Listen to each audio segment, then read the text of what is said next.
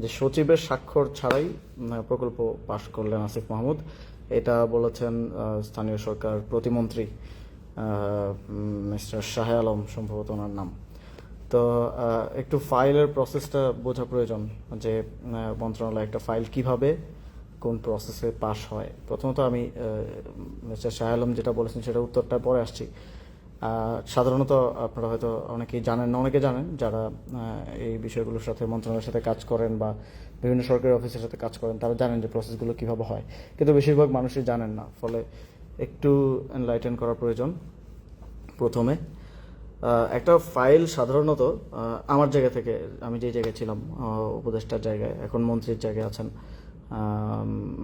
মির্জা ফখরুল ইসলাম আলমগীর সাহেব। তো সাধারণত একটা ফাইল হচ্ছে কিভাবে প্রসেস হয়, মানে কোনো একটা বিষয়ে সিদ্ধান্ত প্রয়োজন, সেটা প্রসেস হয় হচ্ছে সংশ্লিষ্ট শাখা থেকে। যেমন স্থানীয় সরকার মন্ত্রণালয় সিটি কর্পোরেশন শাখা আছে, ওয়াসা শাখা আছে, সেই শাখার নিজস্ব একটা সেট আপ আছে। একজন অতিরিক্ত সচিবের নেতৃত্বে সাধারণত একটা শাখা কাজ করে থাকে। তো প্রথমত সেই শাখার উপসচিব ফাইলটা ইনিশিয়েট করে। উপসচিব থেকেই ফাইলটা স্টার্ট হয় আর কি। তো তারপরে সেটা যুগ্ম সচিব দেখেন। যুগ্ম সচিব দেখার পর সেটা তার কাছে যদি মনে হয় যে ঠিক আছে, এটা উপরে পাঠানো যায়, সব কিছু ঠিকঠাক মনে হয়, তাহলে তিনি এটা আবার তার সিনিয়র কর্মকর্তার কাছে পাঠান। তিনি স্বাক্ষর করে পাঠান, সেটা এডিশনাল সেক্রেটারির কাছে যায়। এডিশনাল সেক্রেটারি সেটা আবার নিজে দেখেন, সেটা পারফেক্ট থাকলে তিনি সেটা আবার সাইন করে সেটা সচিবের কাছে পাঠান। সচিব সেটা স্ক্রুটিনি করে সেটা উপদেষ্টা কিংবা মন্ত্রী যিনি দায়িত্বে আছেন তার কাছে পাঠিয়ে থাকেন। এবং তার স্বাক্ষরের পরে, তার স্বাক্ষরের সাথে সাথে কিন্তু সেটা অনুমোদন হয়ে যায় না, তার স্বাক্ষরের পরেও কাজ থাকে। মন্ত্রী কিংবা উপদেষ্টা স্বাক্ষরের পর তিনি স্বাক্ষর করে মার্ক করে দেন, যে তিনি চাইলে যে কাউকে মার্ক করতে পারেন, তিনি শাখাকেও মার্ক করতে পারেন, তিনি সরাসরি উপসচিবকেও মার্ক করতে পারেন, তিনি চাইলে সচিবকে মার্ক করতে পারেন, অতিরিক্ত সচিব, যুগ্ম সচিব, যে কাউকে মার্ক করতে পারেন। বাট আমার সবসময় প্র্যাকটিসটা ছিল যে আমি পুরো নর্মটা ফলো করতাম, আমি সবসময় সচিবকেই মার্ক করতাম। ফলে এটা আমার স্বাক্ষর পরে সচিবের কাছে যেত, সচিব সেটা আবার এবার নিচের দিকে, একটা হচ্ছে আপওয়ার্ড ফাইলের গতিবিধি, তারপর হচ্ছে ডাউনওয়ার্ড, এটা আবার নিচের দিকে যাবে। সচিবের পরে সচিব হয় সরাসরি উপসচিবকে দিয়ে দিবেন, অথবা অতিরিক্ত সচিব, তারপর যুগ্ম সচিব, তারপর উপসচিব, এভাবে ক্রোনোলজিক্যালি পাঠাবেন। উপসচিবের কাছে যাওয়ার পরে তারপর তিনি হচ্ছে অফিসিয়ালসদেরকে দিবেন এটা, বা তিনি হচ্ছে এটাকে করবেন, এটা নোটিশ আকারে দিবেন। যখন নোটিশটা আসে, গভর্নমেন্ট নোটিশটা আসে, তার মানে হচ্ছে এটা গভর্নমেন্ট নোটিশ কিংবা গভর্নমেন্ট অর্ডারটা আসে, তার মানে হচ্ছে এই ফাইলটা পাস হয়ে গেল আর কি। এটা মানে ইভেন আমার সাইন করার মতো দিয়েও পাস হয় না, এটা আরও প্রসেস আছে। তারপরে গিয়ে নোটিশ, যেটা গভর্নমেন্ট অর্ডার আকারে আপনারা দেখেন, সেটা আসা মানে হচ্ছে পাস হওয়া। তো এটা হচ্ছে প্রসেস, নর্মাল প্রসেস। এটা হচ্ছে যে কোনো জেনারেল ফাইলের, কিন্তু এখানে যেহেতু কথা হয়েছে প্রকল্পের, মিস্টার শাহ আলম বলেছেন যে কোনো একটা প্রকল্প সচিবের স্বাক্ষর ছাড়া পাস হয়েছে।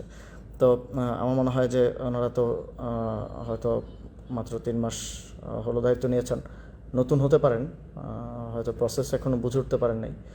তো প্রথমত একটা প্রকল্প পাস হওয়ার ইয়াটাও আরও অনেক বেশি কমপ্লেক্স। যারা আসলে কাজ করেন, কাজ না করলেও জানেন, কারণ আপনার বাড়ির সামনে যখন রাস্তা করা লাগে, বা যখন বাড়ির সামনে বা হচ্ছে আশেপাশে যখন সড়কের কাজ হয় বা ছোটো ছোটো কাজ হয়, সরকারি কাজ, সেগুলো আপনারা জানেন কতটা স্লো হয়, কারণ এটার প্রসেসটা অনেক লেংদি, অনেক লম্বা।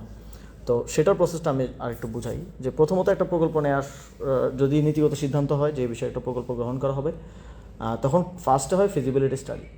ফিজিবিলিটি স্টাডিটা সংশ্লিষ্ট সংস্থা করে, যেমন স্থানীয় সরকার মন্ত্রণালয়ে স্থানীয় সরকার ইঞ্জিনিয়ারিং ডিভিশন যেটা আছে, প্রকৌশল বিভাগ, যেটা স্থানীয় সরকার প্রকৌশল বিভাগ আপনার বাড়ির আশেপাশে ছোট রাস্তা থেকে শুরু করে, কালভার্ট থেকে শুরু করে, এই কাজগুলো সাধারণত স্থানীয় সরকার প্রকৌশল বিভাগ সারা দেশে করে থাকে।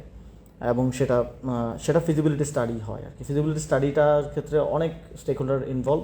এখানে জেলার এক্সিএন, উপজেলা ইঞ্জিনিয়ার থেকে শুরু করে এলজিইডি ডিপার্টমেন্টের, এটা কিন্তু মন্ত্রণালয় না, এটা এলজিইডি আলাদা একটা ডিপার্টমেন্ট, ইঞ্জিনিয়ারিং ডিভিশন, যেটার চিফ থাকেন একজন চিফ ইঞ্জিনিয়ার, তিনি সেটার প্রধান।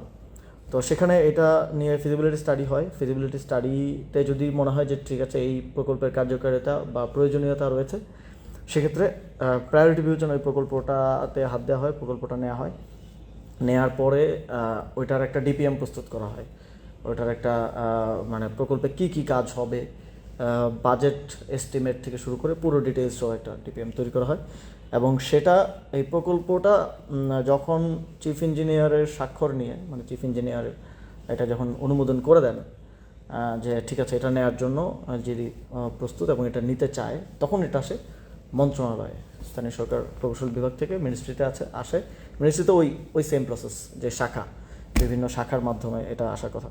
তো এই শাখার মাধ্যমে যখন এই যে স্থানীয় সরকার প্রকৌশল বিভাগ যে শাখা ডিল করে, ওই শাখায় যখন আসে, তখন এটা নিয়ে ফার্দার একটা প্রকল্প নেয়ার ক্ষেত্রে একটা কমিটি আছে, একাধিক কমিটি থাকে সাধারণত, যেটা সাধারণত সচিব হেড করে আর কি। সাধারণত সচিব অথবা সচিব যদি চান তাহলে তিনি যে কোনো অতিরিক্ত সচিব বা অন্য কাউকেও দায়িত্ব দিতে পারেন।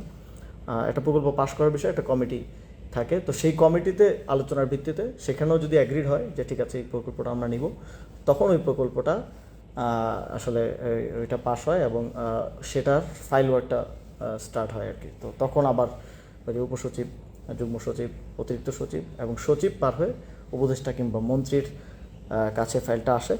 তখন মন্ত্রীর স্বাক্ষর হওয়ার পরে সেটা আবার ডাউনওয়ার্ড যায়। তো একটা প্রকল্প আপনারা জানেন যে আরও কমপ্লেক্সিটি আছে। প্রকল্প বিষয়ক যখন কমিটি বসে মিটিংয়ে, তখন তারা দেখে যে এটার সাথে অন্য কোনো মন্ত্রণালয় ইনভলভ কিনা বা অন্য কোনো মন্ত্রণালয়ের মতামত নেওয়া প্রয়োজন কিনা। যেমন একটা রাস্তা করা হবে, তখন দেখা হয় যে এটা এনভায়রনমেন্টের কোনো ক্ষতি করতে পারে কিনা, গাছ কাটা পড়ছে কিনা, সেক্ষেত্রে এটা এনভায়রনমেন্ট মিনিস্ট্রি ইনভলভ থাকে। তো ভূমি মন্ত্রণালয় ইনভলভ থাকে, কারণ জমি জমার বিষয় আছে, জমি জমা কেনা না কেনা। তো এরকম আরও স্টেক হোল্ডার ইনভলভ আছে, তাদেরকে নিয়ে এবার আন্তঃমন্ত্রণালয়ের বৈঠকও প্রয়োজন পড়তে পারে মাঝে মধ্যে, কখনো কখনো। তো সেটাও করা হয়, সেটা সচিবের নেতৃত্বে যেই প্রকল্প যে কমিটি থাকে সাধারণত, সেই কমিটির মাধ্যমে হয়। তো তারপরে এটা উপদেষ্টার কাছে আসে। উপদেষ্টা চূড়ান্ত অনুমোদন দেওয়ার পর সেটা তারপরে প্রসেস আছে। উপদেষ্টা চূড়ান্ত অনুমোদনের পর এই প্রকল্পটা যায় পরিকল্পনা কমিশনে। আপনারা জানেন যে আমাদের যেই পরিকল্পনা কমিশন আছে, সব প্রকল্প সব মন্ত্রণালয় থেকে অবশ্যই পরিকল্পনা কমিশনের মাধ্যমেই পাস হতে হয়। একেবারে ছোট প্রকল্প হলে সেটা মন্ত্রণালয় নিজেই নিতে পারে, কিন্তু বড় প্রকল্পগুলো, মাঝারি প্রকল্পগুলো পরিকল্পনা কমিশনে পাস হয়। কিছু প্রকল্প আছে যেটা 50 কোটির নিচে বা 100 কোটির নিচে, আমার ঠিক মনে নেই যে কোন মার্কটা, সেটা সাধারণত পরিকল্পনা মন্ত্রী যিনি থাকেন, আমার অন্তর্বর্তী সরকারের সময় ছিলেন ওয়াহিদুদ্দিন মাহমুদ, এখন সম্ভবত আছেন আরেকজন। তো মন্ত্রী যিনি থাকেন তারপর যে নিষ্পত্তিযোগ্য হয় 50 কোটি টাকার প্রকল্প হলে সে নিজেই আসলে দেখে নিষ্পত্তি করে দিতে পারে। আবার এটা তার পর্যায়ে যাওয়ার আগেও কিন্তু পরিকল্পনা কমিশনেও, পরিকল্পনা মন্ত্রণালয়েও, সেখানেও আবার সচিবের নেতৃত্বে, বা সেখানে তো অনেক সচিব, প্রায় 12 থেকে 15 জন, তাদের কোনো একটা কমিটির নেতৃত্বে আবার স্ক্রুটিনি হয়। স্ক্রুটিনি হওয়ার পরে তারা যখন দেখে যে এটা ঠিক আছে, এটা পাঠানো যায়, তখন তারা তাদের উপদেষ্টা কিংবা মন্ত্রীর কাছে পাঠায়, তিনি অনুমোদন দেন। আর যদি প্রকল্প বড় প্রকল্প হয়, সেক্ষেত্রে আপনারা দেখে থাকবেন নিউজে সবসময় যে মাঝে মধ্যে মাসে 2বার এই মিটিংটা হয়, মাঝে মধ্যে 1বার হয়, মাঝে মধ্যে 2 মাসেও হয়। একনেকের যে বৈঠক হয়, দেখবেন যে এইবারের একনেকে 3,000 কোটি টাকার, 5,000 কোটি বা 20,000 কোটি টাকার প্রকল্প অনুমোদন, বা এতগুলো 27টা, 20টা বা 10টা বা 5টা প্রকল্প অনুমোদন হয়। আপনাদেরকে আমরাও যখন দায়িত্বে ছিলাম, ডক্টর মোহাম্মদ ইউনূসের নেতৃত্বে সেই একনেক বৈঠকটা হতো। এখন প্রধানমন্ত্রী তারেক রহমানের নেতৃত্বে একনেক বৈঠকটা হয়। তো প্রকল্পটা লাস্ট পাস হয় কিন্তু একনেকে, এবং তার মাধ্যমে তারপর এটার এক্সিকিউশনে সংশ্লিষ্ট মন্ত্রণালয়কে যখন একনেক থেকে জানানো হয় এই প্রকল্প পাস হয়ে গেছে, নির্দেশনা আসে, তখন মন্ত্রণালয় ওই প্রকল্প বাস্তবায়নের উদ্যোগটা গ্রহণ করে সাধারণত। তো এই পুরো প্রসেসটা আমি বোঝালাম বা বললাম এত সময় নিয়ে, কারণ হচ্ছে এটা বোঝাটা জরুরি। এটা না বুঝলে এই যে একটা এলিগেশন আনা হলো, এটা বোঝাটা মুশকিল হবে। তো একনেকের পরে আসার পরে এই কার্যক্রমটা শুরু হয়। তো অনেকগুলা ফেজ আমি বললাম। একটা হচ্ছে ফিজিবিলিটি স্টাডি, ওই সংশ্লিষ্ট দপ্তরের মাধ্যমে। তারপর হচ্ছে একটা ডিপিএম প্রস্তুত করা, ডিপিএম প্রস্তুতের পর প্রকল্প বিষয়ক কমিটি থেকে একটা অ্যাপ্রুভাল নেওয়া, কমিটির পরে সেটা উপসচিব, যুগ্ম সচিব, অতিরিক্ত সচিব হয়ে উপদেষ্টা বা মন্ত্রীর কাছে অনুমোদন নেওয়া, অনুমোদনের পরে সেটা আবার পরিকল্পনা কমিশনে পাঠানো, পরিকল্পনা কমিশন নিজে স্ক্রুটিনি করে যে এটা কতটুকু প্রয়োজন না প্রয়োজন। তারপরে পরিকল্পনা কমিশন এটা নিয়ে এটা যখন ফাইনাল করে তখন এটা একনেকে যায়, একনেকে প্রধানমন্ত্রী কিংবা প্রধান উপদেষ্টার উপস্থিতিতে, বাকি একনেক সদস্যদের উপস্থিতিতে, সদস্যরা সাধারণত মন্ত্রীরাই হন এবং সচিবরাও থাকেন সংশ্লিষ্ট, সেটা পাস হয়, পাস হওয়ার পরে এবার সেটার বাস্তবায়ন যায়। তো it's a very long process, যেটাকে অনেকে মানে আমলাতান্ত্রিক জটিলতা বা লাল ফিতার দৌরাত্ম আমরা বলে থাকি আর কি। তো উনি যে কথাটা বললেন যে সচিবের অনুপস্থিতিতেই বা সচিবের স্বাক্ষর ছাড়া ফাইল পাশ করলেন উপদেষ্টা, মানে অবৈধভাবে, এই ধরনের একটা কথা উনি বলার চেষ্টা করেছেন। আমার মনে হয় এটা নিয়ে আরও বেশি ক্লারিটি মানে প্রয়োজন, যে কোন ফাইল, এক্স্যাক্টলি কোন ফাইল। যদি মানে এটা তো অন পেপার থাকার কথা যে ফাইলেই স্বাক্ষর থাকবে, ঠিক আছে, একটা ফাইলে আমার স্বাক্ষর আছে, সচিবের স্বাক্ষর নাই। মাঝে মধ্যে যেটা হয় যে সচিব যদি কোনো বিদেশ সফর থাকে, সাপোজ সচিব কোনো বিদেশ সফর আছে, তাহলে সাইনটা কে দিবে সচিবের অনুপস্থিতিতে? তখন অতিরিক্ত সচিব একজনকে সিনিয়রিটির ভিত্তিতে, সাধারণত যিনি সিনিয়র থাকেন তাকে সচিবের রুটিন দায়িত্ব প্রদান করা হয় সচিব বিদেশ যাওয়ার আগে। এটা উপদেষ্টার বা মন্ত্রীর স্বাক্ষরই হয়ে থাকে যে অতিরিক্ত সচিবকে সচিবের অনুপস্থিতিতে রুটিন দায়িত্ব প্রদান করা হলো। তখন তিনি ফাইল ওয়ার্কগুলো কন্টিনিউ করে থাকেন এবং রান করে থাকেন। তো সচিবের অনুপস্থিতি হইলেও সেখানে অতিরিক্ত সচিবের অবশ্যই স্বাক্ষর থাকার কথা। আচ্ছা ঠিক আছে, আপস্ট্রিমে কোনো ফাইল সচিবের স্বাক্ষর ছাড়া বা সচিবের টেবিল না হয়ে উপদেষ্টা কিংবা মন্ত্রীর টেবিলে আসারই কথা না, আসাই সম্ভব না। এটা অনুমোদন দেওয়া তো অনেক দূরের আলাপ। আবার সচিবের সংশ্লিষ্টতা আরও অনেকগুলো জায়গায় আছে, একনেকে সচিবের উপস্থিতি থাকতে হয়। তারপর যেই কমিটি, এই যে প্রকল্প বিষয়ক যে কমিটি, প্রকল্প পাস করার জন্য যে কমিটি ইটসেলফ রিপোর্ট করা হচ্ছে সচিবের কাছে, বা ওই কমিটির ক্ষেত্র বিশেষে সচিবই প্রধান থাকেন আর কি। তো সচিবের মানে জিনিসটা সাউন্ড লাইক যে সচিবকে না জানিয়ে বা গোপন রেখে একটা প্রকল্প পাশ হয়ে গেলে ইটস ইম্পসিবল। একটা প্রকল্প তো আপনি মুখ দিয়ে বললেন হয়ে গেলো এরকম না। একটা প্রকল্প ফিজিবিলিটি স্টাডি, টিপিএম করে, আর ছোটো থেকে ছোটো প্রকল্প 1 থেকে 1.5 মাস 2 মাস সময় লাগে, যদি একেবারে লাকি হয় কেউ যে এই সময়ের মধ্যে নিতে পারে, আর না হলে সম্ভব না এটা নেয়া। তো সচিবের আমি একটু ক্ল্যারিটি চাইবো মিস্টার শাহ আলমের কাছে, যে তিনি যদি যথেষ্ট সৎসাহস রাখেন, আই বিলিভ যে তিনি ওই ফাইলটা, প্লিজ কাইন্ডলি, যে এই ফাইলটা সচিবের ছাড়া, বিশেষ করে প্রকল্প, মানে যখন উনি প্রকল্প বলেন তখন তো আমি আরও অবাক হই। একটা ফাইল হতে পারে যে সচিব দেশে নাই, অতিরিক্ত সচিবের স্বাক্ষরের পরে আসলো, আমি এবার স্বাক্ষর করলাম, অতিরিক্ত সচিবের মাধ্যমে চলে গেল, হুইচ ইজ অলসো লিগাল। মানে কোনো কিছু যদি মনে হয় যে এটা আরেকটা ক্লজ আছে, যে কোনো কিছু যদি মনে হয় যে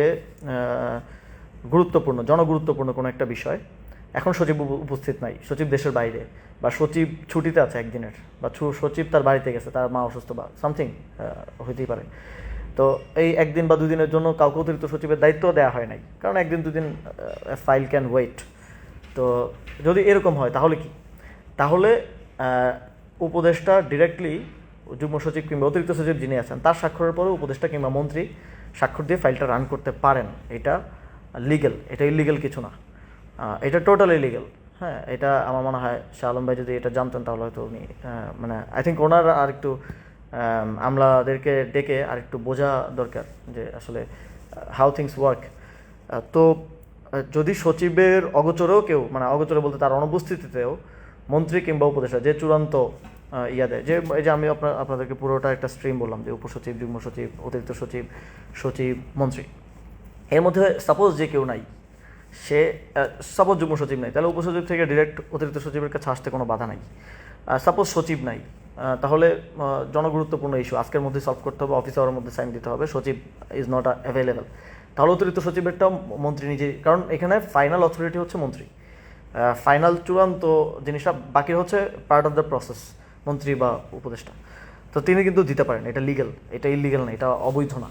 তো সেরকম যদি হয়েও থাকে তাহলে সেটা দেখতে হবে। কিন্তু এটা জিনিসটা সাউন্ড লাইক এমনভাবে সাউন্ড করছে ওনার বক্তব্যটা বা শিরোনামগুলা, যে সচিবকে গোপনে রেখে বা অগোচরে রেখে।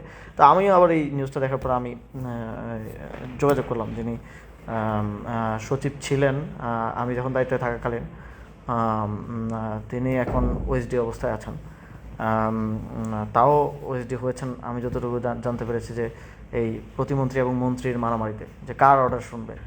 আপনারা হয়তো শুনবেন আমার অনেক বক্তব্য, আমি বলি যে এখন অ্যাডমিনিস্ট্রেশন বুঝতেছে না যে কার অর্ডার শুনবে। তো এই 2 জনের মারামারিতে 2 জনের অন্তর্কোন্দলের কারণে বেচারা সচিবকে ওএসডি করা হয়েছে। যাই হোক, উনি বিএনপিপন্থী লোকই ছিলেন আমার জানা মতে। তো তার সাথে আমি কথা বললাম যে আসলে এরকম কোনো ফাইল কিছু হওয়ার কি সুযোগ আছে কিনা। তো তিনি বললেন এরকম কোনো ফাইল কিছু হওয়ার সুযোগ নেই, যদিও এটা লিগ্যাল, এটা করা যাবে, কিন্তু এরকম কোনো কিছু আমাদের সময় আমাদের হয় নাই। আমরা এটাকে ওয়েট করাইছি, প্রয়োজন আমরা একটু সময় নিছি, অথবা মাঝে মধ্যে এটাকে এখানে কিছু লুপ হোল থাকে, লুপ হোল লাইক যে আপনি সাইন দিয়ে দিলেন, পরে এটাকে কারেক্ট করার জন্য সচিব পরের দিন ব্যাক করলো, কিন্তু সে ব্যাক ডেটে সাইন করলো। সাপোজ আজকে সচিব নাই, বাট সচিবকে আমরা অন লুপ রাখতে চাই, তাহলে কি করা যায়? এটা আমি সাইন করে দিলাম, সচিব পরের দিন ব্যাক ডেটে সাইন দিল। তো এই প্র্যাকটিসটা লিগেল কি লিগেল আমি শিওর না, কিন্তু এই প্র্যাকটিসটা আছে, এটা অ্যাডমিনিস্ট্রেশনের মধ্যে বিভিন্ন পর্যায়ে এই প্র্যাকটিসটা আছে। অনেক সময় আমি নিজেও দেখেছি যে মাঝখানে কোনো একটা পরত নাই, ইভেন প্রধান উপদেষ্টা বা প্রধানমন্ত্রী তার দ্রুত ডিসিশন প্রয়োজন, তাহলে এটা, এবং অনেক ক্ষেত্রে হয় কি স্বাক্ষর ছাড়াই সবার সম্মতি নিয়ে, সবার কনসার্ন নিয়ে, যে সবার কনসার্ন আছে, মোবাইল ফোনে তো অ্যাক্সেস যোগাযোগ করাই যায়, সম্মতি নিয়ে ফাইল রান করে দেওয়া হয় যে কাজটা হয়ে যাক, গভর্নমেন্ট অর্ডার ইস্যু করে দেওয়া হয়, স্বাক্ষরটা পরে নেওয়া হয়, পরে ব্যাকডেটে নিয়ে এটা কারেক্ট করে দেওয়া হয়। তো আমি আসলে ক্লিয়ার না, আমি আহ্বান জানাবো যে মিস্টার শাহ আলম, আপনি প্লিজ দয়া করে এক্স্যাক্ট কোন ফাইল এটা ক্লিয়ার করেন, এটা ধোঁয়াশা রাখার বা এটা রাখার কিছু নাই। I am willing to answer. If you have any doubt about any files, you can call me. I am available. I will go to your office, Sanghai Sarkar Mantranalay, and if you want এটা পাবলিকও করা যায়, if you want মিডিয়ার সাথে রেখে, ঠিক আছে, I'm okay. এটা আমার মনে হয় যে এটা মন্ত্রণালয়ের উচিত হবে, যেটা একজন প্রতিমন্ত্রী এই কথাটা বলেছে, তার কথার ভারিক্যা চাই, বিলিভ তিনি সেটা বোঝেন, তো তিনি এটা ক্লিয়ার করবেন যে কোন ফাইলে হয়েছে, এবং তিনি সেই ফাইলটা শেয়ার করতে পারেন publicly. And I am challenging যে আপনি শেয়ার করেন যে কোন ফাইলে ইলিগালি সচিবকে অগোচরে রেখে উপদেষ্টা স্বাক্ষর করেছে। তো আই থিঙ্ক এটা কোয়াইট ক্লিয়ার, আমি আমার জায়গা থেকে করার সর্বোচ্চ চেষ্টা করেছি। অ্যান্ড আমি দাবি জানাবো যে এই অ্যাম্বিগুইটি যখন কেউ রাখে, তখন আসলে বোঝা যায় যে তার মধ্যেই কোনো না কোনো একটা সমস্যা আছে। কোনো অ্যাম্বিগুইটি না রেখে ইউ মাস্ট ক্লারিফাই যে কোথায় হয়েছে। বাংলাদেশের মানুষের জানার অধিকার আছে, যদি আসিফ মাহমুদ কোনো ফাইলে অনিয়ম করে থাকে তাহলে সেটা অবশ্যই বাংলাদেশের মানুষের জানা উচিত। তাহলে সেই ফাইলটা প্লিজ আমাদের সামনে উত্থাপন করেন, বাংলাদেশের মানুষের সামনে উত্থাপন করেন, এটা শো করেন। এবং যেটা উনি বলছেন যে প্রকল্প, যারা ভাই সরকারের সাথে বিভিন্ন প্রসেসে কাজ করেছেন বা কাজ করেন বা সংশ্লিষ্ট থাকেন, স্টেক হোল্ডার আছেন, তারা খুব ভালোভাবে জানেন যে আরে এই ফিল্টার কই থেকে লাগলো আচ্ছা, তারা খুব ভালোভাবে জানেন যে এটা একেবারেই ইম্পসিবল, কোনো প্রকল্প পাশ করাই সম্ভব না সচিবের অগোচরে রেখে। কারণ সচিবের একটা প্রকল্পের সাথে তার এঙ্গেজমেন্ট অনেক বেশি উপদেষ্টা কিংবা মন্ত্রীর থেকে, অনেক বেশি, তার প্রতিটা পরতে এটার সাথে কানেক্টেড থাকা লাগে। একেবারে মন্ত্রীর কাছে আসা থেকে পরবর্তীতে পাশ এবং বাস্তবায়নের দায়িত্বটাও তার থাকে। ওভারলুক করা কোনো কিছু যদি ইভেন মন্ত্রী, প্রতিমন্ত্রী বা উপদেষ্টার চক্ষুগোচর নাও হয়, স্বাভাবিক, মন্ত্রী তো সাধারণত পলিটিক্যাল পার্সনরা হয়, তাদের পলিটিক্যাল কাছ থেকে বিভিন্ন কিছু, বাট সচিবের সব কিছু অবগত থাকা লাগে, সব কিছু তার কনসার্নে থাকা প্রয়োজন। তো আমাদের ইভেন ছোট থেকে ছোট ফাইল, এটা অন্যান্য মন্ত্রণালয়ের প্র্যাকটিস আছে যে দ্রুততার স্বার্থে কী করে, যে আমার কাছে আসলে চূড়ান্ত অনুমোদন আমি দিলাম, দিয়ে এটা পাঠিয়ে দেওয়া হয় উপসচিবের কাছে ডিরেক্টলি। কারণ এটা 3-4টা টেবিল ঘুরতে গেলে এটা লাল ফিতার দৌড়াতো তৈরি করে, এটা সময় নেয়। কিন্তু আমি প্র্যাকটিসটা করতাম ফার্দার ক্লিয়ারেন্সের জন্য, যাতে কোনো ধরনের অ্যাম্বিগুইটি বা কোনো ধরনের না থাকে। তো সেজন্য আমি সবসময় সচিবকে মার্ক করতাম, আমার স্বাক্ষরের পরে আমি সচিবকে মার্ক করতাম, সচিবের কাছে যেত, সচিব তারপরে সংশ্লিষ্ট ডেস্কে মার্ক করে দিতেন, তো সেখানে চলে যেত ফাইলটা। তো আমি আমার সময়ে যিনি সচিব ছিলেন তার সাথে কথা বলেছি, তিনি বলেছেন এমন কিছু হওয়া সম্ভব না, যেহেতু এখন যারা সচিব ছিলেন আমার সময় দায়িত্বে তারা রাষ্ট্রেরই কর্মকর্তা এবং রানিং কর্মকর্তা। তো মন্ত্রণালয় বা সরকার চাইলে তাদেরকে দিয়েও স্টেটমেন্টটা দেওয়ানো যায় যে আসিফ মাহমুদ কোন স্পেসিফিক ইনস্ট্যান্সে যে সচিবকে অবগত না করে বা সচিবের স্বাক্ষর ছাড়াই স্বাক্ষর করে দিয়েছেন। এবং আই থিঙ্ক যে ফাইলটাও আপনাদের শো করা উচিত, এবং এখানে কি ইলিগাল কি হয়েছে সেটাও আরও ক্লিয়ার রাখা উচিত। মানে আমি দেখছি যে এই সরকার বা স্থানীয় সরকার মন্ত্রণালয়ে আজকে ওই নিউজটা পড়তে গিয়ে আমি দেখলাম যে পিরোজপুরের একটা দুর্নীতির ঘটনা নিয়েও তিনি বলেছেন যে কাজ না করেই টাকা উত্তোলন করা হয়েছে। তা আপনাদের মনে থাকার কথা বা আপনারা সার্চ করলেই পাবেন, এই সংক্রান্ত একটা প্রেস ব্রিফিং আমি করেছিলাম যে পিরোজপুরের যেই ঘটনা, যেই দুর্নীতিটা হয়েছিল সেটা আমরা মন্ত্রণালয়ের পক্ষ থেকে একটা তদন্ত কমিটির মাধ্যমে তদন্ত করে বের করেছিলাম এবং টাকার পরিমাণ সহ আমরা দুদককে জানিয়েছিলাম যে আপনারা এটার বিরুদ্ধে ব্যবস্থা নেন এবং ফার্দার আপনারা ইনভেস্টিগেশন করেন। মন্ত্রণালয়ের ইনভেস্টিগেশনের পরে সেটা প্রেস ব্রিফিং করে আমরা জানিয়েছিলাম। তো একই প্রকল্পের কথা উনি একই প্রকল্পের কথাই কিন্তু বলছেন, আলাদা কিছু বলছেন না। তো ওই সরকারের পূর্ববর্তী সরকারের সময়ে কি কি অনিয়ম হয়েছে, কী কী দুর্নীতি হয়েছে, অবশ্যই মন্ত্রণালয় যদি চায় সেটা তারা স্ক্রুটিনি করতে পারে, তারা এটা তদন্ত করতে পারে। আমি আমার সময় আমি নিজেও করেছিলাম এবং আমরা যেটা বের করেছিলাম পিরোজপুরের ঘটনাটা, সেটাই ওনারা এখন সেল করছেন এবং একটু পলিটিক্যাল রং দেওয়ার জন্য হয়তো আমার নামটা এখানে মানে এঙ্গেজ করেছেন, বলেছেন যে আসিফ মাহমুদ সচিবের স্বাক্ষর ছাড়া। তা আমি এটা ক্লিয়ারিটি চাই মন্ত্রণালয়ের পক্ষ থেকে। আই থিঙ্ক মন্ত্রণালয় এই বিষয়ে অ্যাকাউন্টেবল বলতে আমার যদি কোনো অপরাধ থাকে আমাকে অ্যাকাউন্টেবল করবে। তারা এটা বাংলাদেশের মানুষের কাছে খুব ক্লিয়ারলি দেখাবে যে কোন ফাইলে এই অনিয়মটা মানে হয়েছে। এটা আমি চ্যালেঞ্জ করছি মিস্টার শাহ আলমকে। তার যদি সৎসাহস থাকে, সে যদি তার যে স্টেটমেন্টে স্ট্যান্ড করে, তাহলে আগামীকালকে তো office day, I think last office day, তো আগামীকালকের মধ্যে তিনি এই ফাইলটা জনগণের সামনে স্পষ্ট করবেন এবং উত্থাপন করবেন। I am challenging him and as well also I want to challenge mister Mirza Fakhrul Islam Alamgir, যেহেতু উনি মন্ত্রণালয়ের মন্ত্রী হচ্ছে সর্বোচ্চ দায়িত্বে যিনি থাকেন। তো আই বিলিভ যে তিনি এই বিষয়টা দায়িত্ব নেবেন এবং তিনি এটা পাবলিক করবেন। আর যদি তারা সেটা না করে, তাহলে আমি মনে করবো যে আমাকে এটা ব্যক্তিগতভাবে হেয় প্রতিপন্ন করার জন্য, আক্রমণ করার জন্য তারা এটা করেছে। আর যদি তাদের মধ্যে সেই সৎসাহসটা থাকে, তারা যদি সত্য বলে থাকে, তাহলে তারা এটা আসলে ক্লিয়ার করবেন, এই ফাইলটা দেখাবেন। এবং আমি এটা নিয়ে ফার্দার প্রয়োজনে ফাইলটা নিয়ে আসেন, আমরা বসি, প্রয়োজনে কোনো থার্ড পার্টি টিভি চ্যানেলকে বলেন, আমরা ওই ফাইলটা নিয়ে টকশোতে বসি। প্রয়োজনে যারা